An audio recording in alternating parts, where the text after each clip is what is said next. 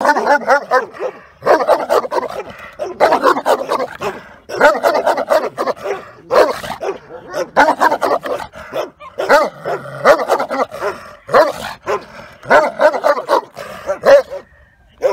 каракачанското куче, както в миналото, така и днес, един от по-рядко срещаните типове глави е така нареченият тежък тип глави с тежка, груба, масивна муцуна. Неправилно е да се определя този тип глава като типично молосоиден тип, защото пропорциите при лицевата спрямо мозъчната част на главата не отговарят на типичния молосоиден тип, който е характерен за типичните молосови кучета, които днес се определят породите боксер, мастиф, кане корсо. Типичните молосоидни кучета са с скъсена лицева, подчертано скъсен лицев дял на главата спрямо мозъчния и с силно развит стоп, често пъти с обратна захапка, така че по-скоро типа, който би могъл да се определи при тези екземпляри от каракачанското куче, е молосоподобен. По-правилният термин е молосоподобен. По повечето от характеристиките, типичният молосоподобен тип глава е по-различен от характерния за кучетата с подчертано молосоидни характеристики. За разлика от лупоидния тип, при молосоподобния тип глави впечатление прави изключително масивната муцуна при тези екземпляри.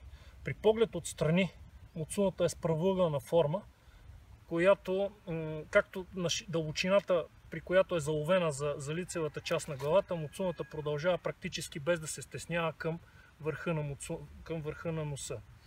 При поглед отгоре муцуната също е с правоъгълна форма, практически без никакво стесняване по посоката към носната гъба.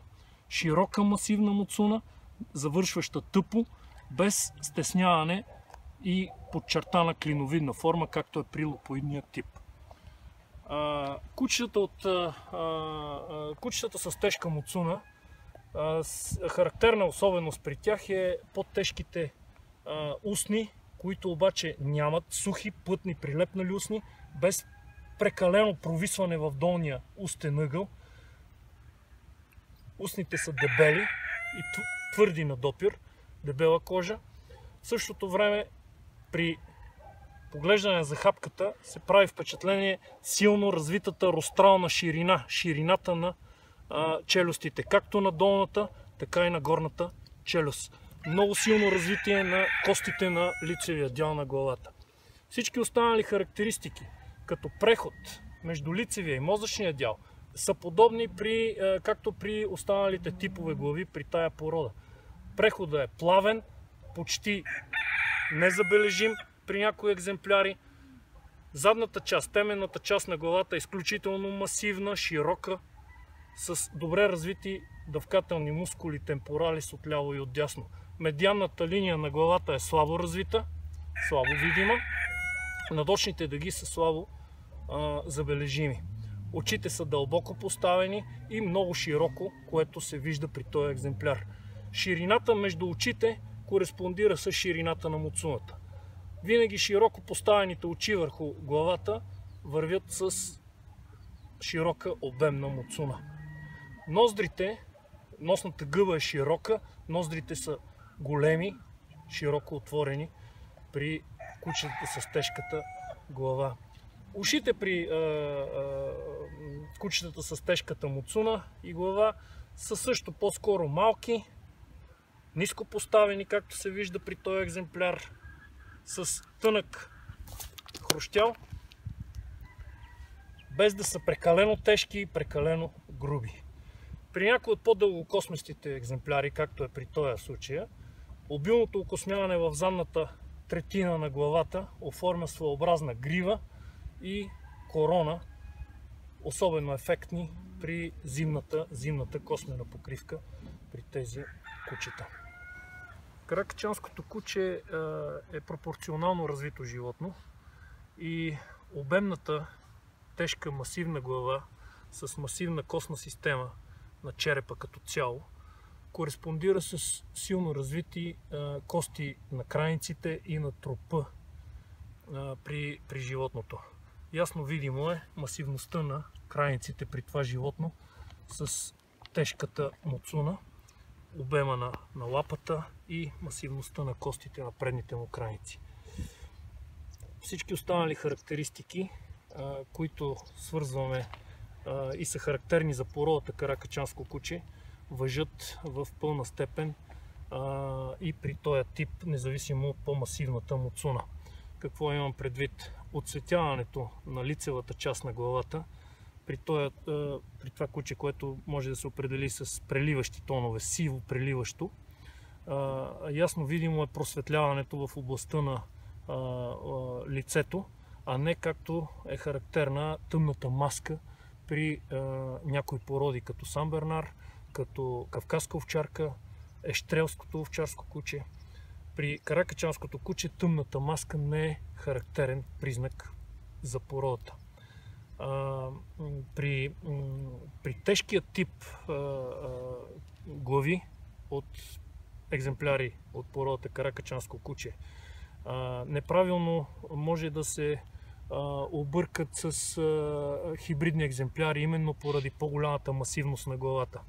Но в миналото този тип глава е бил срещан не толкова често разпространен, разбира се, както останалите междинния и лупоидния тип, но въпреки това овчарите, нашите родни български овчари, са разпознавали тежките масивни кучета.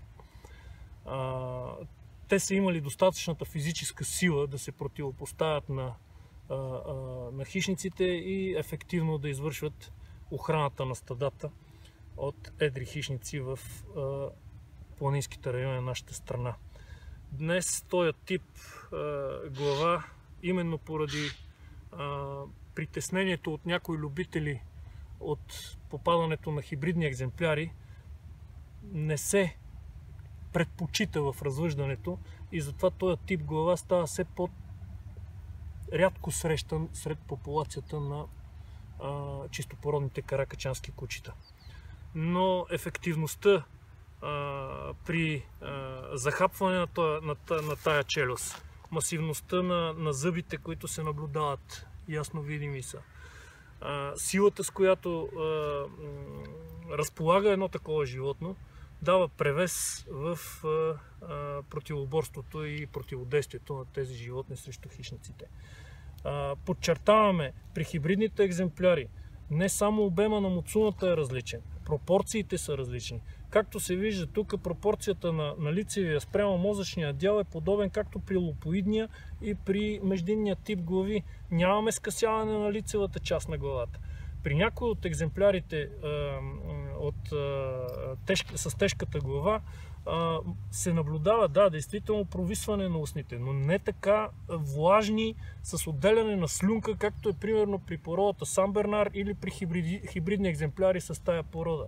Тук говорим за сухи, прилепнали, плътни, тежки бърни, но прилепнали без отделяне на слюнка в долната част на устния ъгъл.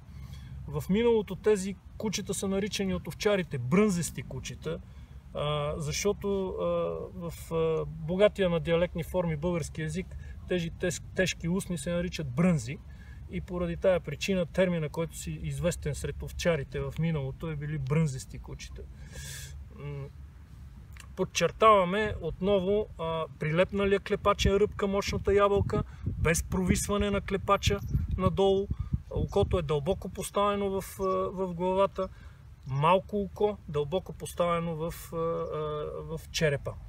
При хибридните екземпляри често пъти се появява провисване на клепачите, изпъкнали очи, едри, големи очи, което е нехарактерно за породата. Сравнение правим на човешка ръка с крака на този екземпляр, преден крайник десен и главата до него, за сравнение за развитието, масивността и развитието на костите на крайници. Друг екземпляр, който може да бъде посочен като куче с тежка масивна глава и муцуна от породата каракачанско куче, с преобладаващ сив преливащ цвят, Прави впечатление отново изсветляването по посока на носа, на цвета на кучето, на космената покривка, без нехарактерната за породата тъмна маска, черна маска. Въпреки това пигментацията е отлична, като на лигавиците, на венците, изключително наситена пигментация, както и на клепачния ръб на очите. Тъмно око с тъмна пигментация на клепачния ръб. Очите са широко поставени, дълбоко поставени, малки очи с изключително добре развита муцуна и кости на муцуната. При поглед отгоре прави впечатление правоъгълната форма на муцуната на този екземпляр, завършваща тъпо, практически без никакво стесняване по посока на носната гъба. Ушите са ниско поставени, едното копирано по стара традиция и прехода между лицевия и мозъчния дял е много слабо изразен, с слабо изразена, почти невидима медианна линия. Слабо развити надочни дъги при масивна, мощна муцуна.